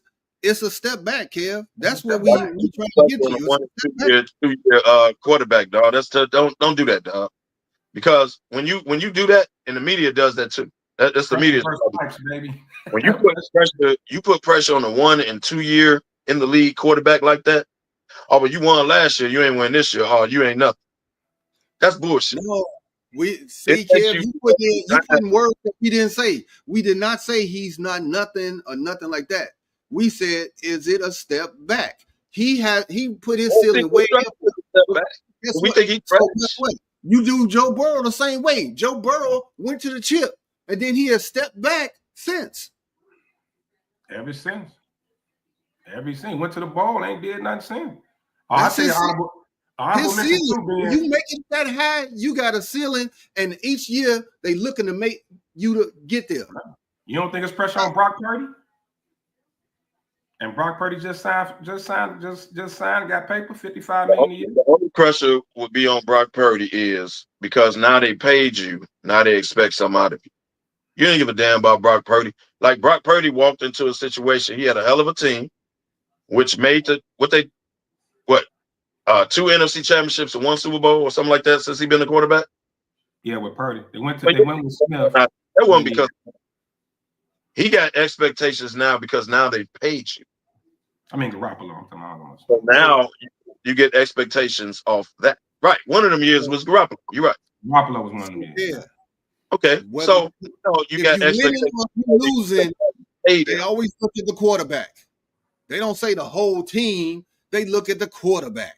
The quarterback gets most of the juice. Too much credit and not enough blame. Yep. Every time. He never gets it's just what it is. Because everybody's saying, even though Caleb and Jayden numbers were very close, it wasn't a big difference in the actual numbers. The biggest thing was the wins, right? So Jayden had the better team, man. So I keep using this example. I'm not gonna necessarily say the better team. CJ Stroud steps back, even though CJ Stroud still made the playoffs or wild card, whatever. He took a step back on what you saw his first year. That's understandable. So if Jayden Daniels take a step back, that ain't alarming. His second year in the damn league. People figured him out. That's not alarming. That's not. You ain't live up to expectations, man. You ain't do this. No, that's not fair. That's not fair. We're not saying it's his fault. It's other factors that's gonna be in there, like what the coach does. If players get hurt, yeah. But when it all said and done, they're gonna say, Jayden, you step back. And then you got to understand too, man. A lot of it, even with Washington, because Washington is my step back team this year. I think they're gonna take a step back. Okay. Because the expectations are way too high. They had a good year, but we saw what happened when they went up against Philly in that NFC Championship game. It was varsity versus frost-off, pretty much. It's levels. Okay. It was levels to it. I think Washington got a lot of 50-50 things that went their way, a lot of the fail Mary. You know, you got lucky. Dak got hurt, so you got Dallas who went down. You know, so just within the division, and there was a lot of games that they pulled out. Like at the end, it's not going to always happen. So they had one of those damn near like the 2018 Bears before the doink before the you got some love. Yeah, right. What happened? But now the expectations going into the following year are up here. So if you don't at least get back there, people ain't gonna start chirping. They don't care about what year you in. Right. That's pressure. Even if he doesn't get back there, but he gets close, then it's okay. But if you don't get close and you fail and like Lefty said, he don't make the playoffs, the chirping gonna be there. It's the same pressure that, as unfair as it was, that was on Caleb last year, right? Because everybody want this rookie. Said the Bears going to win 10, 12 games. They got all these receivers and all this. And people are starting to put the bus word out there, like, which I think is utterly ridiculous. Caleb is on the #1 draft pick pressure. Now, if you want to say that, okay, cool. He's on the #1. You're the #1 draft pick. You were supposed to be all that. Okay, that's a different thing than him just going in his second year. Oh man, we need you to shoot up the charts, dog. We need you to be hold on, dog. Man, only in the second year. Now, if you want to say #1 draft pick pressure, okay, Kev, I want you to hear what you just said. So when we sitting in the shop watching the game and Caleb is playing and you dogging him and you all on him, oh yeah, this gonna come back. He's in his second year. Give him a break, Kev. But you ain't gonna do that. No. I got on him for holding the ball last year. Y'all remember when I was yelling out, holding the ball. Hold the ball again, you gonna dog him. You're gonna dog him. Playing off time. Not playing on time. That was his big issue. But when you look at the numbers for a rookie, those are outstanding. Those are pretty good numbers for a rookie quarterback. Even if took 70 sacks. Yeah. He still put up numbers. Cool. And like you said, if you really compare the numbers, he wasn't that far off from Jay McDuffie. Cool. But man, still only in the second year. See, I'll come to his defense on this. It's only in the second year, dog. Yeah, now let's see if the offensive line improve. He don't take as many sacks, right? Let's see if Ben Johnson makes him get rid of the damn ball. I'm recording you. I'm recording you right now. I'm saying, I'm gonna take his side in that I don't think he has pressure to be like you saw what you saw what Jaden did. All of a sudden, Caleb was supposed to repeat that. You saw what CJ Stroud did. Caleb was supposed to repeat that. Like he has pressure being a #1 draft pick. What he's going to turn out to be, not he's supposed to just do what these other guys are doing in the second year. That's unfair to me. But it's unfair. But even team wise, once you get in that where they expect you to win 10, 11 games a year, that's a lot of pressure. So Caleb, they only won 5 last year. So even winning 7 or 8 this year, anything higher, a huge improvement. Ain't nobody gonna say nothing. Let Washington mess around, don't make the playoffs. Those conversations are gonna be totally different. Different conversations. So Washington bad year. They had a lucky year. Jaden ain't what we thought he was. It's gonna be. I keep giving y'all the CJ Stroud example. Right. Exactly. But they still make But actually, Houston made the playoffs. It was a bullshit call from probably beating Kansas City. Hey, fellas, we ended our ride. Hey, man, it went quick once we started getting into it, man. But we need to give our parting shots, man. KDL, it's on you. Hey, shout out to everybody, man. Appreciate the ride. Appreciate y'all tuning in and comments and all that every week. Enjoy y'all Saturday. Hey, shout out to Swig. Happy birthday, bro. A lot of birthdays coming up. Sick of y'all already. But happy Saturday. Thanks for tuning in. Lefty. Hey, man, happy Saturday. Next weekend, man. 10-year anniversary, man. Toast to 10. Fellas, man, we're going to do it big, man. Come join us. Carlisle, Saturday 2 to 8. Palm Lake, Sunday from noon until dusk. So, man, come out, celebrate with us. Got a dope DJ line up for y'all, man. Shout out to everybody. Happy birthday, Swig. And especially, man, happy Father's Day to all the fathers out there. Happy Father's Day there. Hey, Chris, happy birthday to you as well. RJ, all the fellas that are on this June ride that y'all about to be on. Kev, DY coming up. Everybody, yeah. Chris, happy birthday, fellas. Where there's smoke, there's the fellas. 10 years, baby. Toast to 10, baby. Let's get to July. Give it a shout out. Give it a